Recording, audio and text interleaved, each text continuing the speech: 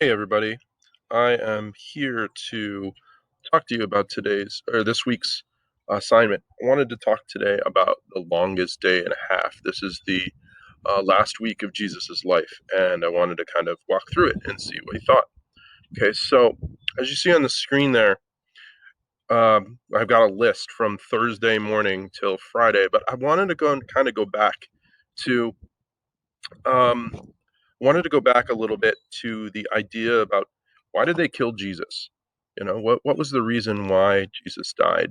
Um, he had been preaching like pretty much heresy for almost 3 years about things like, hey, you don't need to wash your hands. You can just like while you're walking through an orchard, you grab an apple and you just eat it.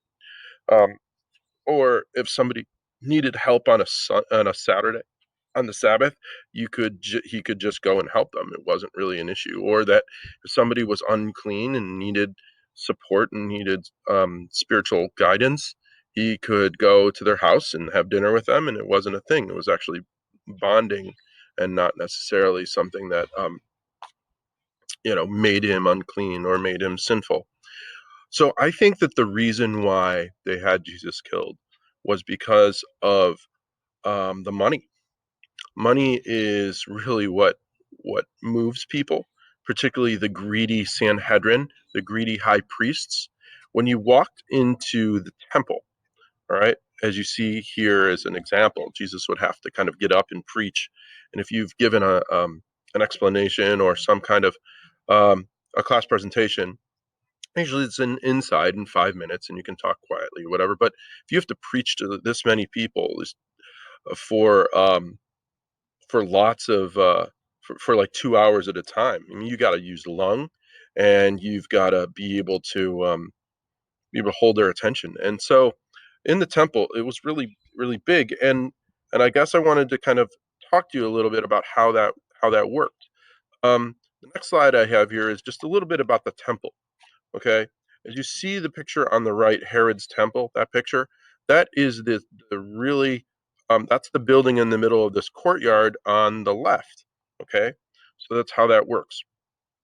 The outside courtyard, that big courtyard in the picture on the left, is the court of the Gentiles. That's important. So if you were to come in and um,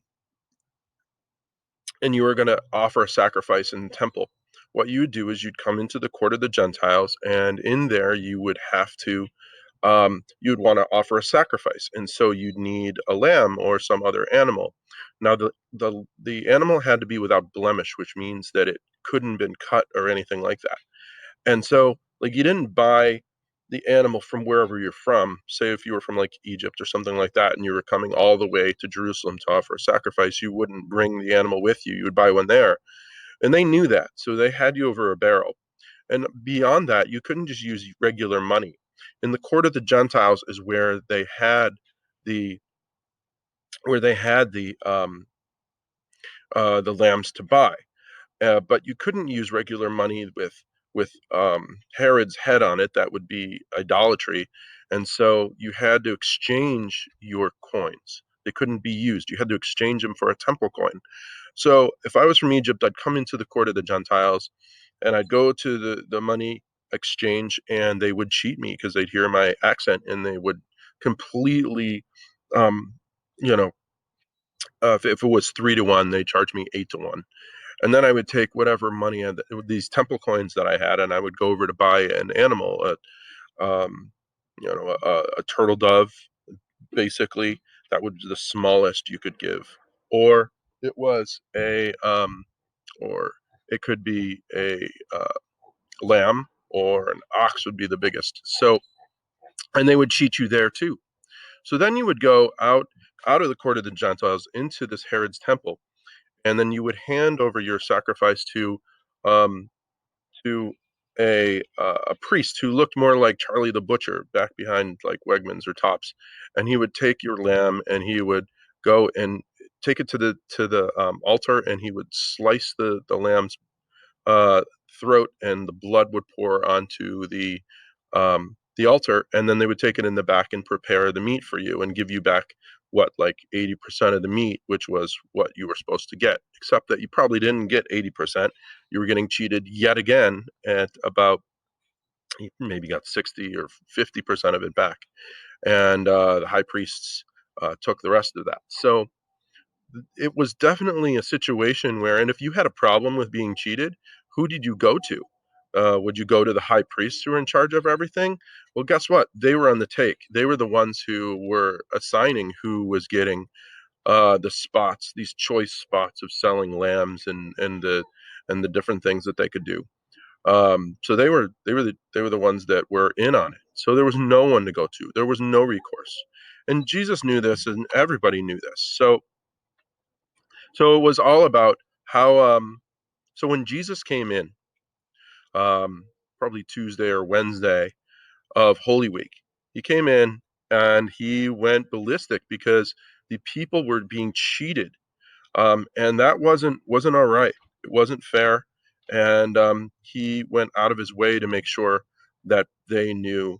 Um, and he knocked over tables, and people kind of got excited because Jesus was was doing and saying what everybody wanted to say and do. He was fighting for all of those who had been cheated, and and so people were supporting this. Now the high priests who were the ones orchestrating all this, this is the point. It wasn't like eating, it wasn't eating foods on Saturday off in Galilee that they cared about. It was the fact that Jesus at this point was threatening money out of their own pockets. And that was it, man. They were out to get him. And so I think that's exactly why, in my opinion, that's why it comes down to them um, looking to find a way to get rid of Jesus. So as we go back to the longest day and a half, you see here that on Thursday morning, um, Jesus would have woke up in Bethany, and which was about 2 miles away from Jerusalem. So it's kind of like when you go to New York City sometimes for cheaper and out of the way. You go to like a hotel in Jersey, and then just take the bus across the river into the city. Um, and so he stayed in Bethany, probably with his boy Lazarus and his two sisters Mary and Martha, who he had just raised from the dead, Lazarus. And so, like, Jerusalem was all abuzz about this guy um, who had raised somebody from the dead. So, so he probably got up about 6 a.m., took the 2 minute, 2 miles walk into Jerusalem, and he started, his morning preaching in the temple. Remember, you kind of have to, you know, shout and use a lot of lung to preach outside, and this was like a 2 hour speech, and you guys get tired after a 5 minute, 10 minute presentation in class, and this guy's taken all day. So a couple hours. After maybe he stops for lunch, stops for some Chipotle, maybe some Grubhub, gets it there quickly. But either way, and then afternoon, he's back preaching again till 4 o'clock. If you've been preaching all day, if you've been performing all day, it gets pretty crazy.